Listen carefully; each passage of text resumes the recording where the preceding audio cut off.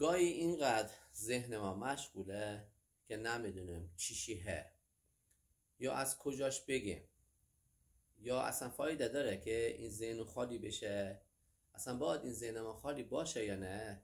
باید ذهن ما همیشه درگیر باشه؟ شبا که مخوابیم سرون پر از مسئله باشه که حل نشده باشه یا نه؟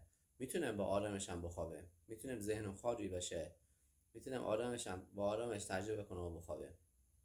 سلام، ابوالقاسم قادریان هستم، کوچ سطح 1 کوچینگ و دانش پذیر سطح 2 کوچینگ و بیزنس کوچینگ، گرایش تخصصی فروش. یک چالشی گذاشته بودم که 2 نفر داشتن روبروی هم حرف می‌زدن. یکی سرش پر از چالش بود، پر از مسئله بود، یکی هم انگار داشت که اون مسئله را منظمش میکرد، مرتبش میکرد.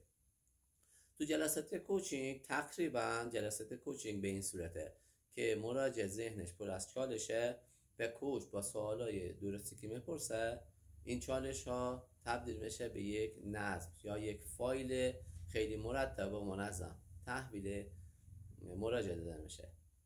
و جالبه بدونه کل فرآیند این جلسات کوچینگ 80% خود مراجعه که انجام میده و کوچ اثرگذاره بی اثره. بله، درست متوجه شده، اثرگذاره بی اثر.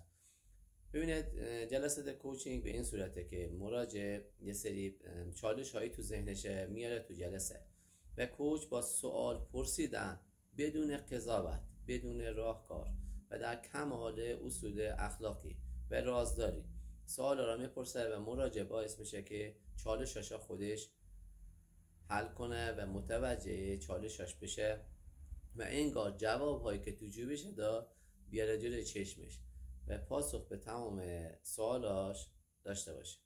موفق باشید.